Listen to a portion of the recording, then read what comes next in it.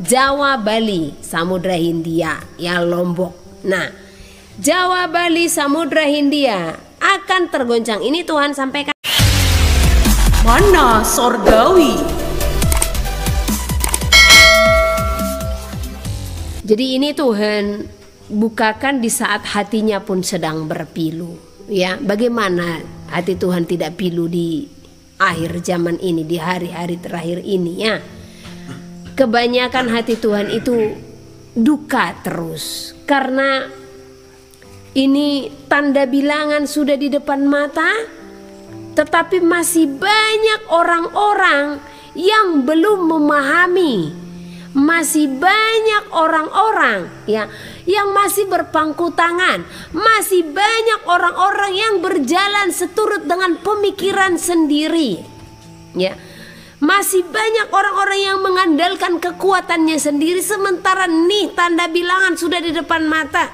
Saya akan katakan kepada saudara berulang-ulang supaya saya tidak punya hutang di hadapan Tuhan, ya. Supaya nantinya saya tidak dituntut pertanggungjawabannya atas nyawa saudara, ya. Hanya karena saya sudah dapat tapi saya tidak bagikan, ya. Tanda bilangan itu sudah di depan mata. Mata uang tunai sudah akan sebentar lagi akan ditarik, ya. Maka pemberlakuan mata uang digital ini adalah sistem di mana orang tidak bisa membeli dan menjual tanpa tanda itu. Ya sudah di depan mata toh, ya. Kalau itu sudah terjadi, itulah penggenapan daripada wahyu. Ya, nah makanya berjaga-jaga, jangan sampai nanti saudara ya langsung tanda tangan saja, ya berdoa minta imak Tuhan, ya kemarin si ini sudah gagal, ya oke di try out di simulasi bisa gagal, tapi ujiannya jangan gagal, ya. Nah karena di dalam try out masih ada kesempatan, jadi kalau ada yang bilang oh nggak ada lagi kesempatan kepada mereka ya bertobat, ya. Mereka saudara masih punya kesempatan sekalipun saudara sudah menerima. Tinggal saudara itu berdoa kepada Tuhan supaya apa? Racun-racun dalam tubuh saudara itu dilepaskan, ya. Tidak yang mustahil bagi Tuhan di saat kita tidak ada kompromi. Ya, di saat kita benar-benar berkomitmen untuk hidup datang kepada Tuhan sepenuhnya. Ingat, saya pernah ingatkan saudara, kalau sudah terlanjur menerima, benar-benar bangun hubunganmu kepada Tuhan sepenuhnya, jangan ada kompromi. Supaya apa? Kuasanya itu yang merongrong tubuhmu itu bisa hilang, bisa lepas. Bisa nggak bisa? Ya, asalkan kamu sungguh-sungguh minta ampun kepada Tuhan, ya. Jadi bisa itu kuasa-kuasa dari si jahat itu dipatahkan, ya. Oke, kita akan lanjut. 17 Mei 2024. Ini tepatnya pukul 16 waktu Indonesia Barat. Ya, Tuhan berfirman, Jawa, Bali, Samudra Hindia akan tergoncang. Akan banyak yang tergenang air. Rata dengan lautan, berjaga-jagalah. Rumah-rumah banyak yang akan terhanyut. Bali dan Lombok, wilayah yang berdekatan. Lombok harus bersiap-siap. Banyak runtuhan, berjaga-jagalah. Ah, ini Lombok berdoa lagi nih. Ya, ini sepertinya gempa terulang kembali, ya. Nah, jadi kembali ya untuk bersekutu kepada Tuhan, ya. Sekali lagi, Bali dan Lombok wilayah yang berdekatan. Lombok harus bersiap-siap, ya, berjaga-jaga. Banyak runtuhan, berjaga-jagalah. Jawa, Bali harus benar-benar bertobat sungguh-sungguh, harus berlutut memohon pengampunan dosa oleh karena mereka sudah melakukan kejahatan di hadapanku. Penyembah-penyembah berhala, patung pahatan mendukakan hatiku. Tubuhku bait suciku engkau persembahkan. Jadi tubuhnya Tuhan, bait sucinya Tuhan adalah kita, ya. Dan di sini dikatakan tubuhku bait suciku engkau persembahkan kepada patung buatan manusia yang memberhentikan persembahanmu, yang menghentikan penyembahanmu kepadaku. Aku berdiam di dalammu, juga aku mengasihimu. Sujudlah kepadaku, bukan bumi ini, bukan patung buatan manusia yang tiada berjiwa. Jadi sebenarnya ini Tuhan sampaikan kemarin itu dengan penuh kemurkaan, ya. Tuhan tidak berkenan dengan yang namanya patung-patung, patung apapun yang diberhalakan atau yang disembah oleh manusia, ya. Jadi siapapun kita, ya. Karena orang-orang yang namanya Kristen juga ada yang membuat patung pahatan atau menyimpan patung-patung pahatan, ya, yang dijadikannya seperti sesuatu untuk diritualkan, kan banyak seperti itu, ya. Jangankan di Bali, jangankan di Jawa, tanah Batak juga kadang mereka menyimpan boneka-boneka yang dipahat dari kayu yang katanya ini tak apa-apalah namanya, ya, yang mereka sudah minta dari tua-tua, dari leluhur, ya, yang katanya apa namanya, ini Pak Gonggom ini buat fokus saya hilang ini, ya. Sabar Pak Gonggom, ya. Biar Tuhan menggonggom hati Bapak lah ini, ya. Saya sudah to the point ini Pak, udah to the point, ya. Nah jadi semua pada ketawa ini Pak, karena kita ada di layar lebar, jadi semua jemaat menonton dan membaca komen-komen ini, ya. Oke, ayo Pak, sabar ya Pak, ya. Nah, jadi jangankan orang-orang di Bali, di Jawa, di Tanah Batak dan di beberapa wilayah di Indonesia, bahkan seluruh dunia, ya, luar negeri juga banyak itu yang membuat patung-patung pahatan, ukiran-ukiran yang mereka percaya, yang mereka kultuskan, ya, sebagai sesuatu yang bisa melindungi mereka. Ini semua adalah kedurhakaan di hadapan Tuhan yang dari zaman bangsa Israel pun ini sudah ada, ya. Jadi ini sebenarnya hal yang paling besar yang Tuhan mau itu diruntuhkan dari dunia, ya. Tetapi sampai detik ini masih ada toh, ya. Saya lanjut lagi supaya Pak Gonggom tidak penasaran ini, ya. Oke, dengarkan Pak Gonggom.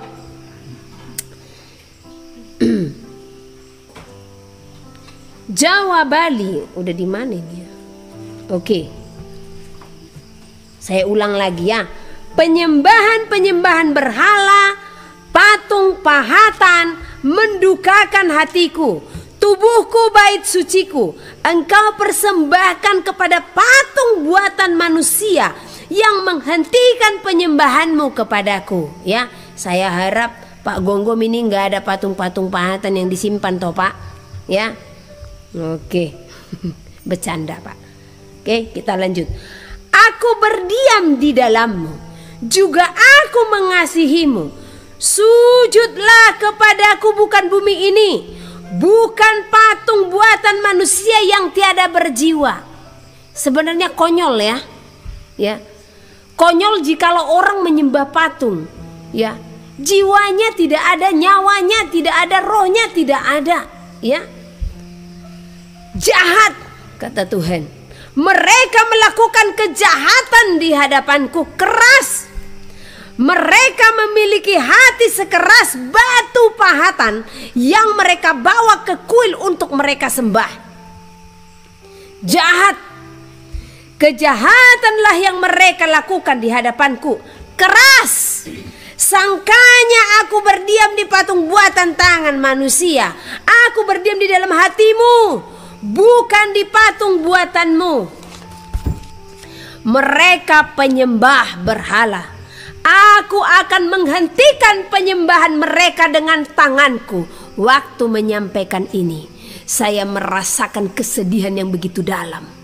Ya, kenapa? Jujur, kalau Tuhan sudah mengatakan hal seperti ini, maka saya tidak akan heran wilayah-wilayah yang penuh dengan penyembahan berhala, patung-patung pahatan akan ditunggang balikan. Ya, karena Tuhan sudah berulang kali memberikan peringatan. Ya, Tuhan sudah berulang kali memberikan nasihat. Sebenarnya dia memberikan peringatan, dia memberikan nasihat oleh karena kasihnya supaya manusia bertobat. Tetapi yang ada apa? Mereka mengabaikan, cuek, tidak peduli. Ya, kalau Tuhan kita itu Elohim yang hidup, bukan patung pahatan. Ya, apalagi waktu saya ke Bali, saya melihat ada patungnya, giginya panjang, artinya Gigi saya udah panjang tapi lebih panjang lagi giginya, ya. Nah, saya lihat lagi ada hidungnya panjang seperti ini. Saya melihat lagi ada badannya kayak apa mereka buat, sampai saya gini dalam hati. Apa iya orang ini mentuhankan yang seperti ini? Coba, kurasa kalau yang bentuk patung-patung ini datang kepada mimpi mereka, mereka pun kurasa takut, bener nggak? Ya, tiba-tiba gigi panjang datang ke mimpinya. Hai anakku, katanya seperti itu, ya kan? Lah, takut nggak mereka itu? Hitam, giginya panjang. Tiba-tiba mereka datang ke mimpi penyembahnya. Hai anakku, katanya, giginya panjang, ya. Pasti yang bermimpi itu pun ketakutan, ya. Nah, ini membuka alam sadar manusia, ya. Kalau itu hanya sebatas patung pahatan yang mendukakan hati Tuhan, yang tidak punya nyawa, tidak ada jiwa, ngapain disembah-sembah sih? Dikasih-kasih makan, dikasih-kasih roti, aneh, ya.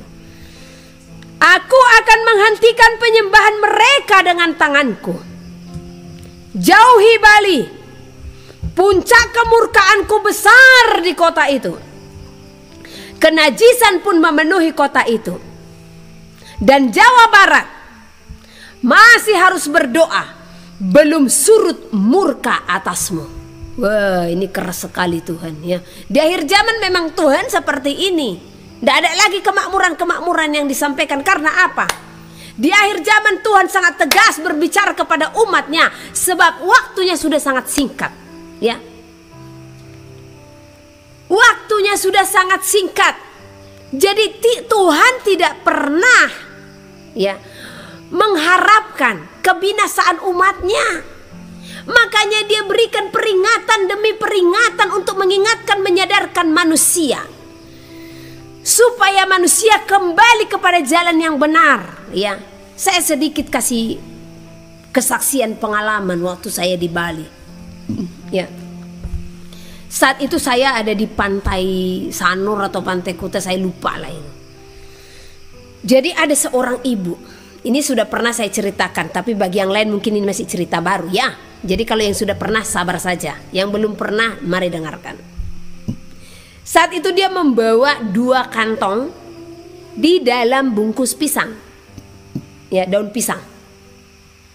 Dia pegang seperti ini, dia juga pegang seperti dupa, ya, seperti lidi-lidi itu yang dibakar loh.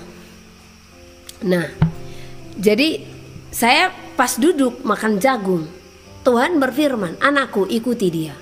Ah, siapa dia Tuhan saya harus ikuti? Ikutilah. Jadi saya ikuti dia. Ternyata sampai di pinggir pantai, ya, pas di pinggir pasir, di pinggir air itu, ya, kakinya kena ke air. Jadi dia menancapkan si lidi-lidi tadi yang dibakar ini. Baru ada dibuat di dalam kotak-kotak. Ya, kotak-kotaknya seperti dari kelapa itu dibuat, ya, daun kelapa muda, ya. Nah, jadi di situ ditaruh daun-daun yang kayak digunting-gunting halus. Saya ingat isinya karena saya pelototin gini, apa sih ini, kan saya tidak tahu itu apa, ya. Nah, jadi kayak daun-daun, baru ada roti bulat segini kecil, ya, baru ada rokok kecil rokoknya, ya. Nah, jadi ditaruh itu si lidi-lidinya tadi, ditaruh si kotak-kotak itu di situ. Jadi saya hanya ngeliat gini, ya. Baru kemudian dia bawa 2 bungkusan tadi ke laut. Nah, jadi dihanyutkannya di laut. Nah, dihanyutkannya baru dia berdoa gini-gini, ya. Saya bilang sama dia, setelah dia di pinggir pantai, keluar dari air laut, ya, setelah menghanyutkan yang di dalam bungkus pisang ini, daun pisang ini, saya bertanya, Bu, itu apa? Saya bilang, itu susu, katanya. Susu apa? Saya kan punya bayi, katanya. Bayi saya kan masih menyusu. Nah, terus bayi saya kan punya kembaran, katanya. Nah, jadi saya hanya menyimak saja. Nah, jadi bayi itu kan kembarannya ari-ari. Oh, mulai aneh nih, ya. Tapi saya dengarkan dulu, ya. Jadi ari-arinya kan dibuang ke laut, dimana di laut dia hidup. bersama leluhur katanya gitu ya. Karena ya mungkin ada keturunan-keturunan yang ada di situ katanya ya. Nah, jadi selama bayi saya menyusu yang ada pada saya sekarang, ya kembar bayi saya juga harus tetap saya kasih susu karena dia pun butuh susu gitu ya. Oh, jadi itu tadi susu. Iya. Jadi selama bayi ibu menyusu, ibu antarkan susu ke sini tiap hari. Iya. Wow, saya bilang ya. Dan kembar bayi ibu itu ari-ari, saya bilang. Iya. Karena yang kita tahu ari-ari itu kan memang daging yang harus dibuang toh. Ya. Nah, baru saya tanya yang di bawah itu. Ah, ini apa? Saya bilang. Oh, itu persembahan. Persembahan kepada siapa? Tuhan, katanya. Dia pakai kata Tuhan. Ya. Karena dia mungkin tahu saya bukan satu agama dengan mereka. Saya bilang, "Loh, kok Tuhan dikasih persembahan seperti ini dan ditaruh di bawah? Apa iya Tuhan makan persembahan itu seperti binatang seperti ini?" Saya bilang. Dan lagi pula, apa iya Tuhan merokok dan makan daun-daun? Saya bilang. Itu memang jelas sekali saya bilang, tetapi sudah di dalam kuasa yang diliputi oleh ilahi. Ya, saya katakan, sembah Tuhan yang benar, saya bilang. Ya, jangan tersesat dengan pemikiranmu, jangan tersesat dengan roh-roh leluhur, saya bilang. Ya, Tuhan itu tidak jauh. Tuhan itu tidak datang menerima persembahan kita dengan dia membungkuk, saya bilang. Tetapi kitalah yang datang dengan mengangkat tangan kepada Tuhan. Tuhan tidak makan daun, Tuhan tidak makan roti kecil ini. Rendah sekali persembahan kepada Tuhan seperti ini. Cukup hatimu yang kamu berikan kepada Tuhan. Oh, memang saya sudah geram sekali di situ. Ya, dan saya tahu bukan hanya saya saja yang geram saat itu, tetapi itu adalah kemurkaan hati Tuhan. Ya, akhirnya ibu itu gemetaran. Saya bilang, sembah Tuhan benar, yang benar. Tuhan kita adalah Yahuswa. Dialah pencipta langit dan bumi dan segala isinya, dan dia hidup. Dia tidak makan daun-daun seperti ini. Rendah sekali Tuhan buat kalian buat Tuhan seperti ini, saya bilang. Ibu itu pergi. Ya, belum habis sampai di situ. Ya, saya pulang. Di saat saya pulang, ada semen sekitar ukuran 2 kali 2 meter. Itu seperti di tengah-tengah kayak gapura gitu ya. Nah, tiba-tiba saya melihat orang dengan berpakaian putih. Ya, mereka sujud-sujud ke batu itu. Wah, saya di situ berteriak, sembah Tuhan yang benar. Itu hanyalah batu yang tidak bernyawa bertobat. Saya bilang, kawan saya lari. Saya ditinggalkan sendiri. Ya, mereka takut ini nanti penistaan atau apa ya. Saya tidak peduli memang saat itu, karena kegeraman hati Tuhan besar saat itu. Ya, masa batu disembah? Itu hanya di semen seperti ini. Mereka sujud-sujud ke batu itu seperti ini. Bagaimana Tuhan tidak murka melihat itu semua ya. Nah, malamnya saya mau ke ATM. Di saat saya mau ke ATM, saya melihat ada patung, hidungnya panjang, ya, telinganya besar, ya. Nah, yang satu lagi patungnya giginya panjang, ya, baru hitam, semua hitam. Saya bilang, ini apa ini? Dikasih bunga-bunga. Ya, itu Tuhan yang mereka semua. Tuhan seperti ini, saya bilang. Ya. Mana ada Tuhan seperti ini? Bukankah Tuhan itu segambar dan serupa dengan ciptaannya? Ya, kita molek cantik diciptakan Tuhan. Masa Tuhan kita seperti ini? Saya bilang sama kawan saya, kau apa mau punya Tuhan seperti itu, jelek seperti itu? Datang saja ke mimpimu, pasti kalian takut dan lari, saya bilang. Ya. Geram di sini. Karena penyembahan-penyembahan yang tidak berkenan di hadapan Tuhan. Ya.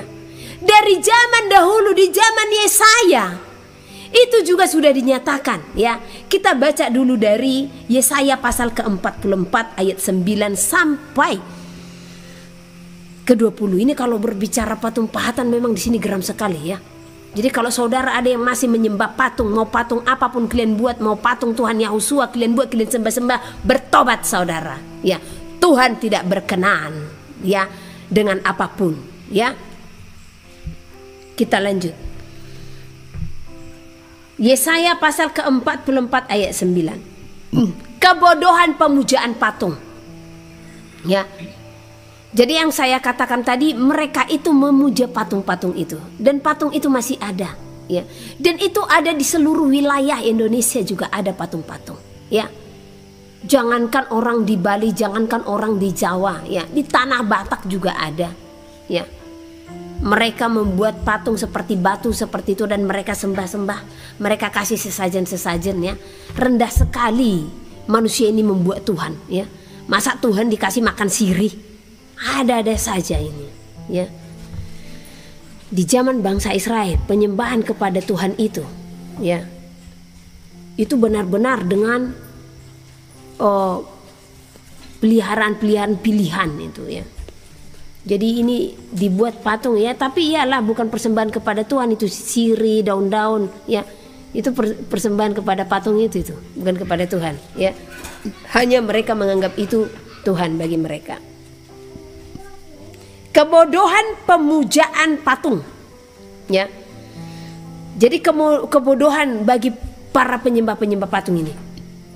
Orang-orang yang membentuk patung semuanya adalah kesia-siaan.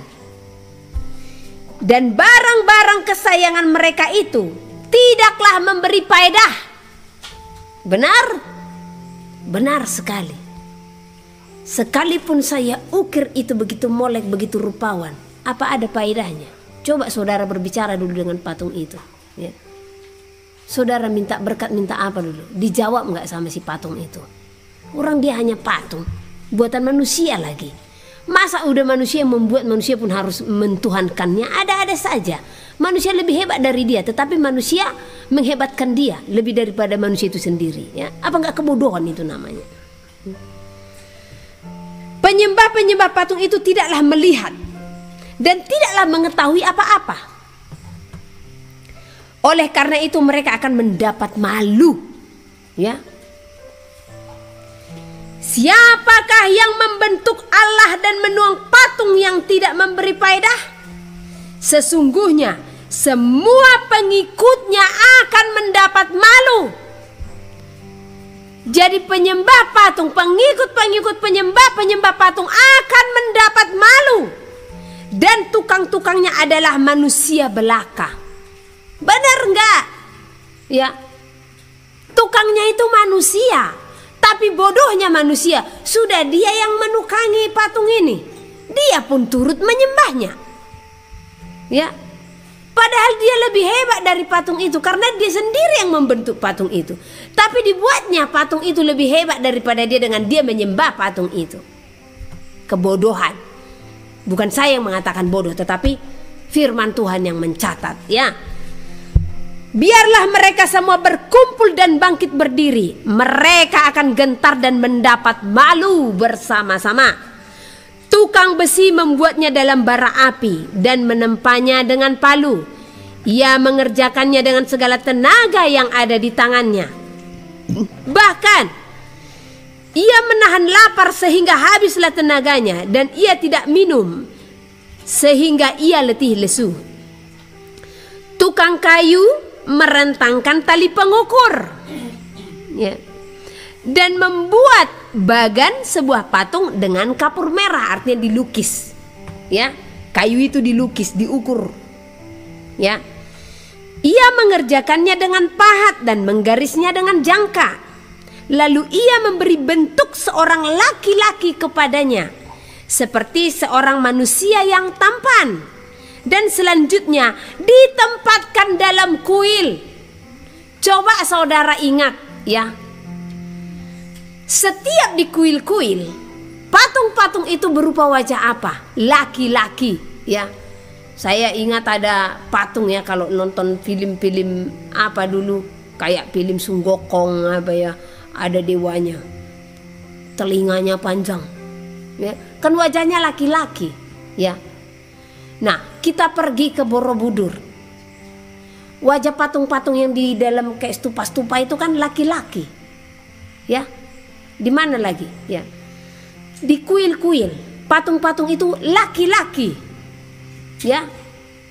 Jadi memang di mana-mana patung-patung itu dibuat menyerupai laki-laki yang tampan katanya. Ya memang kalau kita melihat patungnya itu tampan itu, ya.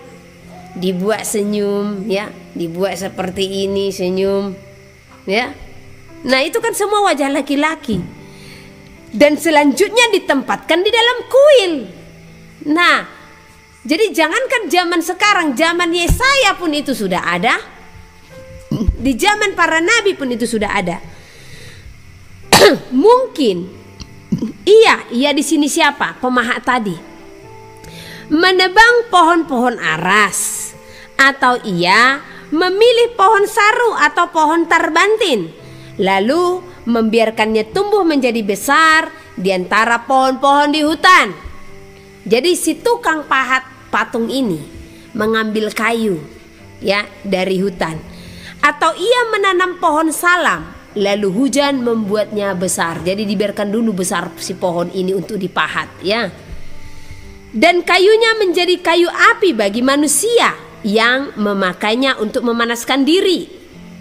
Lagi pula ia menyalakannya untuk membakar roti. Nah, jadi di sini ceritanya si tukang pahat itu akan mengambil pohon yang untuk dijadikan pokoknya ini dijadikan patung. Nah, dan kayu-kayunya itu dijadikan untuk apa? Membakar roti ini, ya. Jadi artinya tidak berguna semuanya itu, tidak ada kuasanya, ya. Tidak memiliki faedah sekalipun kita ukir, karena ujung-ujungnya juga dibakar juga kok, ya, bisa terbakar. Buktinya kayu-kayu dari pohon ini dipakai untuk apa? Menyalakan api, ya, membakar roti, ya. Tetapi juga ia membuatnya menjadi Allah lalu menyembah kepadanya.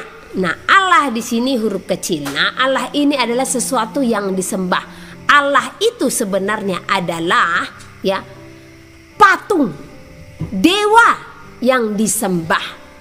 Ya. Jadi makanya nggak ada istilah Allah besar, Allah kecil. Ya. Jadi Allah itu adalah dewa yang disembah oleh manusia, ya. Jadi tetapi juga ia membuatnya menjadi Allah lalu menyembah kepadanya. Ia mengerjakan menjadi patung lalu sujud kepadanya. Konyol ya. Dia tadi ngambil kayu aras, kayu terbantin itu ya. Dipahatnya, diukurnya ya, dilukisnya pakai apa tadi? Pakai pensil lah istilahnya ya, baru dia pahat ini. Habis dia pahat, dia bentuk sosok lelaki atau sosok manusia, kemudian disembah-sembah itu. Apa enggak kekonyolan namanya itu? Ya. Nah, setengahnya dibakarnya dalam api. Dan di atasnya dipanggangnya daging. Lalu ia memakan daging yang dipanggang itu sampai kenyang. Ia memanaskan diri sambil berkata, aku sudah menjadi panas. Aku telah merasakan kepanasan api. Ya. Sebenarnya ini gambaran dari penyembah patung. Pada akhirnya mereka akan menjadi apa? Kayu bakar di dalam neraka.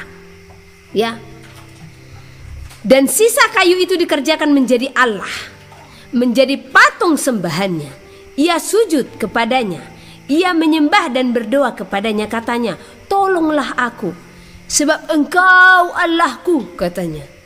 Coba, apa seperti itu? Gak masuk akal ya. Tadi dia mahat pohon, ditaruh di depannya ya. Nah setelah ada di depannya, disembah-sembah patung ini. Tolonglah aku, engkau Allahku, katanya sama patung itu. Yang ditonjok pun bisa, ditampar pun bisa, tidak akan berkutik. Ya habis gimana, tidak bernyawa. Ya, orang hanya sebatas patung yang kalau dibakar seperti ini, dikasih pemantik, siram minyak saja habis. Ya. Orang seperti itu tidak mengetahui apa-apa dan tidak mengerti apa-apa. Sebab matanya melekat tertutup, sehingga tidak dapat melihat, dan hatinya tertutup juga sehingga tidak dapat memahami. Jadi orang yang masih mempercayai atau menyembah patung pahatan ya, mata mereka tertutup ya. Dan hati mereka juga tertutup, dibutakan mereka. Karena kalau hatinya berjalan dengan waras dan normal, masa iya sih menyembah patung? Masa iya sih kasih-kasih sesajen ini tadi sama patung-patung? Ya, dikasih bunga-bunga segala macam ya. Kemarin waktu di Lombok saya lihat di depan rumah orang ya, ada patung-patung ini dibuat dari batu warna kayak putih ya. Jadi matanya bulat seperti ini, bulat-bulat. Saya bilang sama Noel ya, Noel, kalau sekiranya datang patung-patung ini ke dalam mimpi yang punya rumah pun pasti takut loh, aku bilang. Ya kami jadinya ketawa aja, ya. Ya saya memang mentertawakan karena bagi saya itu bodoh, itu konyol, ya. Karena mereka sangat percaya sampai dibunga-bungain patung ini, diapain, ya. Kekonyolan itu namanya, ya. Tidak ada yang mempertimbangkannya, tidak ada yang cukup pengetahuan atau pengertian untuk mengatakan, setengahnya sudah kubakar dalam api, dan di atasnya baranya juga sudah kubakar roti. Sudah kupanggang daging, lalu kumakan. Masakan sisanya akan kubuat menjadi dewa kekejian. Jadi di sini sebenarnya dimintakan kepada orang itu untuk memiliki akal yang sehat. Setengahnya udah kubakar jadi bara api, setengahnya kubakar untuk membakar roti. Masa iya sih setengahnya ku bikin dan ku jadikan Allah, ku jadikan Tuhan, kira-kira seperti itu. Maksudnya supaya manusia berpikir akan hal itu, ya. Setengahnya sudah dipakai itu untuk menjadi kayu bakar. Jadi ngapain dijadikan itu sebagai Tuhan, ya? Nah, masakan aku akan menyembah kepada kayu kering, ya? Masakan sisanya akan kubuat menjadi dewa kekejian? Masakan aku akan menyembah kepada kayu kering? Jadi seharusnya orang yang menyembah patung pahatan atau membuat patung pahatan harus memiliki pemikiran seperti ini. Bodoh banget saya ya. Masa aku buat dari kayu, ku sembah dia, ku jadikan Tuhan. Nah, akhirnya sadarlah, bertobat, ya. Orang yang sibuk dengan abu belaka, karena itu berbicara abu. Karena segala patung pahatan pada akhirnya ini akan sesuatu yang bisa hancur habis. Jadi berbicara apa? Abu, ya. Orang yang sibuk dengan abu belaka disesatkan oleh hatinya yang tertipu. Ia tidak dapat menyelamatkan jiwanya atau mengatakan, bukankah dusta yang menjadi peganganku? Jadi tidak ada gunanya saudara patung-patung yang dibuat itu. Saudara beli mahal-mahal, saudara taruh di rumah, ya kan? Hebat, apalagi kalau sudah penyembah berhala ini, waktu penyembahannya luar biasa, kesalehannya luar biasa.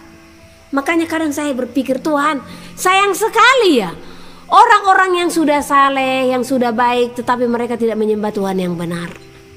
Ya, sayang ya. Sayang sekali jikalau kita mempercayai patung-patung ini kita jadikan sebagai Tuhan yang kita sembah. Sayang sekali. Ya. Kita baca lagi dari Habakuk.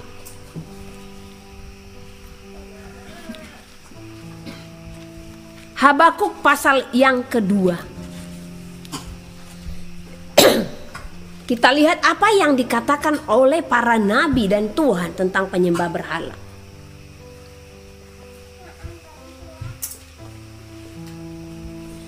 Supaya kita pun bisa bersaksi ya kepada saudara-saudara kita yang ada di seluruh wilayah yang masih menyembah berhala. Ya, jangan takut untuk bersaksi.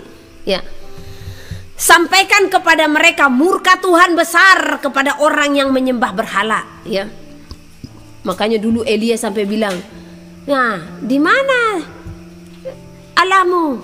Mereka tertidur ya," kata si Elia ya. Nah, karena mereka sampai dicorek-corek, disayat-sayat badannya, nggak bangun-bangun pulanya dewa mereka itu, ya. Bagaimana Elia tidak mengejek mereka, ya? Ya, tertidur kali Tuhannya, kira-kira seperti itu ya. Habis gimana? Nggak ada, akhirnya habis dieksekusi, ya. Dipotong semua dengan parang ini, ya. Habakuk pasal yang kedua ayat 18. Apakah gunanya patung pahatan yang dipahat oleh pembuatnya? Apakah gunanya patung tuangan pengajar dusta itu? Ya. Jadi patung-patung pahatan ini hanya menciptakan dusta, ditipu daya si iblis, ditipu daya si Lucifer, saudara. Ya. Apakah gunanya patung tuangan pengajar dusta itu? Karena pembuatnya percaya akan buatannya, padahal berhala-berhala bisu belaka yang dibuatnya. Ya. Bisu itu. Coba yang saya lihat waktu di Bali, di Lombok itu ya, dikasih rok-roknya ini, hitam, warnanya asli hitam loh. Saya tidak tahu patung apa itu, ya, giginya panjang, ya, mereka kasih bunga, dan ada yang menyembah, lewat dia sembah-sembah seperti itu. Ih, sampai saya kadang berimajinasi, maunya bisa lah tiba-tiba saya menghilang kubom semua ini, saya bilang gitu ya. Itulah pikiran-pikiran apalah dulu ya. Saking geramnya hati ini, biar hancur semua patung-patungnya itu, saya bilang. Karena memang itu adalah hati Tuhan. Tuhan mau ya, di zaman para raja-raja ya, ini semua dimusnahkan. Tetapi herannya sampai sekarang masih ada. Ya. Nah, jadi patung-patung itu padahal berhala-berhala bisu belaka yang dibuatnya. Jadi si ahli tukang pahat itu pun hanya membuat patung yang bisu. Emang bisa ngomong itu patung? Ya. Emang bisa kasih solusi itu patung? Tetapi Elohim, dia bisa kasih solusi. Dia bisa buka jalan karena dia hidup sekalipun mata kita tidak melihat. Tetapi memang manusia bebal ya. Sama seperti bangsa Israel ya. 40 hari saja Musa ya, untuk mendengarkan firman Tuhan, mereka langsung membuat patung pahatan. Mereka mau menyembah Tuhan yang mereka lihat dengan mata jasmaninya. Sementara yang mereka lihat dengan mata jasmaninya itu hanya patung tuangan yang dibuat oleh tangan manusia ya. Makanya bersukacitalah engkau yang mendengar walau tidak melihat ya. Walau Tuhan itu tidak kita lihat, Elohim itu tidak kita lihat, bersukacitalah engkau yang percaya walau tidak melihat ya. Karena sesungguhnya dia bekerja, sesungguhnya dia melakukan segala sesuatu. Karena Tuhan itu adalah roh. Tuhan bukan batu, Tuhan bukan kayu, Tuhan bukan semen ya. Jadi bertobat. Jangan pula buat patung, dibuat patung Tuhan Yahusua, dibuat patung Bunda Maria ya, disembah-sembah. Apa itu ya? Dibuat lagi patung-patung yang mengerikan, yang matanya melotot seperti ini ya, yang hidungnya panjang seperti itu. Apa seperti itu Tuhan? Tuhan kan segambar dan serupa dengan kita toh ya. Jadi ngapain ya? Ngapain itu harus kita sembah ya. Kita lanjut. Celakalah orang yang berkata kepada sepotong kayu, terjagalah, dan kepada sebuah batu bisu, bangunlah. Masakan dia itu mengajar? Memang ia bersalutkan emas dan perak ya. Patung pahatan yang dibuat bangsa Israel ya, itu patung lembu bahkan dari emas ya. Tapi apakah sekalipun dia dari emas dia mempunyai kuasa ya? Apakah sekalipun itu bersalutkan emas mereka itu bisa berbicara? Tidak. Jadi berbicara patung ini sama halnya berbicara dengan perdukunan. Geram di sini. Karena inilah dosa yang paling besar di hadapan Tuhan. Ya, inilah perjinahan yang besar di hadapan Tuhan. Ya. Nah, jadi bertobat. Jangan membuat patung-patung apapun yang menyerupai manusia dan sujud menyembah kepadanya. Matius pasal 24. Khotbah tentang akhir zaman. Bait Allah akan diruntuhkan. Sesudah itu Yesus keluar dari bait Allah lalu pergi. Maka datanglah murid-muridnya dan menunjuk kepada bangunan-bangunan bait Allah. Ia berkata kepada mereka, "Kamu melihat semuanya itu? Aku berkata kepadamu, sesungguhnya tidak satu batu pun di sini akan dibiarkan terletak di atas batu yang lain. Semuanya akan diruntuhkan." Permulaan penderitaan. Ketika Yesus duduk di atas Bukit Zaitun, datanglah murid-muridnya kepadanya untuk bercakap-cakap sendirian dengan dia. Kata mereka, "Katakanlah kepada kami, bila manakah itu akan terjadi, dan apakah tanda kedatanganmu dan tanda kesudahan dunia?" Jawab Yesus kepada mereka, "Waspadalah, supaya jangan ada orang yang menyesatkan kamu. Sebab banyak orang akan datang dengan memakai namaku dan berkata, "Akulah Mesias," dan mereka akan menyesatkan banyak orang. Kamu akan mendengar deru perang atau kabar-kabar tentang perang. Namun berawas-awaslah, jangan kamu gelisah. Sebab semuanya itu harus terjadi. Tetapi itu belum kesudahannya. Sebab bangsa akan bangkit melawan bangsa, dan kerajaan melawan kerajaan. Akan ada kelaparan dan gempa bumi di berbagai tempat. Akan tetapi semuanya itu barulah permulaan penderitaan menjelang zaman baru. Pada waktu itu kamu akan diserahkan supaya disiksa, dan kamu akan dibunuh, dan akan dibenci semua bangsa oleh karena namaku. Dan banyak orang akan murtad, dan mereka akan saling menyerahkan dan saling membenci. Banyak nabi palsu akan muncul dan menyesatkan banyak orang. Dan karena makin bertambahnya kedurhakaan, maka kasih kebanyakan orang akan menjadi dingin. Tetapi orang yang bertahan sampai pada kesudahannya akan selamat. Dan Injil kerajaan ini akan diberitakan di seluruh dunia, menjadi kesaksian bagi semua bangsa. Sesudah itu barulah tiba kesudahannya. Siksaan yang berat dan Mesias-Mesias palsu. Jadi apabila kamu melihat pembinasa keji berdiri di tempat kudus, menurut firman yang disampaikan oleh Nabi Daniel, para pembaca hendaklah memperhatikannya.